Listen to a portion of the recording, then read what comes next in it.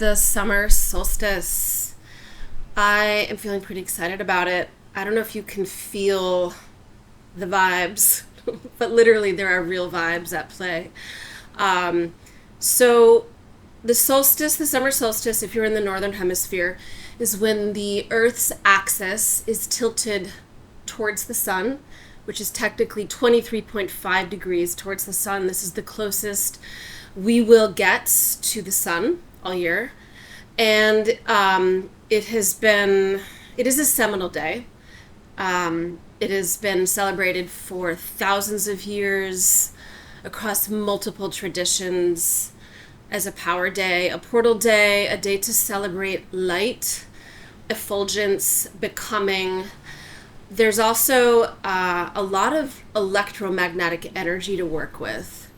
And if you are someone who can feel the subtle body, your invisible body, if you're someone who has a sense of intuition, everyone has intuition, but if this is sort of your language, and you're going to feel that there's a lot to work with. It's always what I say.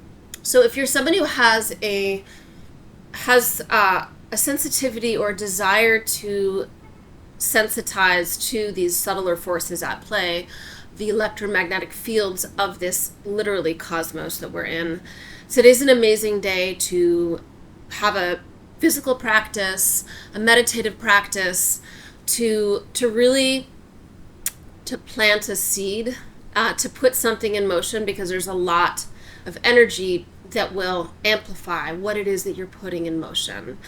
And with that, I get very resistant towards new age culture that kind of weaponizes our own doubt or insecurity against us. Like, if you're not in a good place, then you brought it upon yourself kind of situation, that kind of thinking. I'm leaning away from that in this statement, but at the same time, I want to make it really clear that we are responsible for a lot. Our presence, how we show up to things, where we put ourselves in our body, our mind, our sense of being, our heart, will magnetize more of that. It's just how things work. Not to say that we are responsible when bad things happen. So it's a fine line, but there's just like a lot to work with right now. It can feel just sort of like a buzzy electric energy. Things can feel just generally kind of like pitched. I personally have been having a lot of like mishaps, things breaking, electronics not working, stuff like that.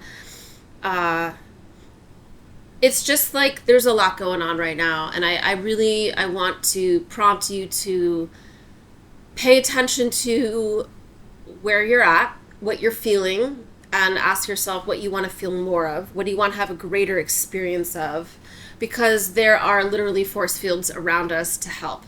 It is the longest day of the year, and looking at what the impact of the solar energy does to us. So it creates this sort of feel-good serotonin hormone in the body, and it also helps with vitamin D, increases that vitamin D production. It also is said to help regulate sleep schedules. So all of this sort of intensity of lightness helps us sink in more to the dark, and so kind of regulating our circadian rhythms a bit. Apparently they're having a big showdown for the solstice at Stonehenge. It's really beautiful just to kind of be around this and within this sort of heightened electric field. It's a day to support you with you and what it is that you want to move forward. And there's always this languaging around these days, these power days, which is the winter solstice, the equinox, and the summer solstice, as these portal days where a lot can move. And it is about kind of, I think it does help to kind of detox a bit, the body, the mind. It's an opportunity to let things go that are just perpetuating and sticking inside of you, that you feel stuck to, that don't take you where you want to go, that don't feel good, quite simply. And in that release, there's room to get really clear on the seed you want to plant with the sun. So just imagine like this blast of like bright, energizing, restorative light or force that is all about growth. And that growth is all about expansion. There's regeneration in that. And so, we're not just a body in our daily world. We live, if you believe, which I do, that you live in connection with a solar system, with a larger cosmos, with an intergalactic landscape. Love that word. These days are like really worth paying attention to. So I'm excited. I can feel it.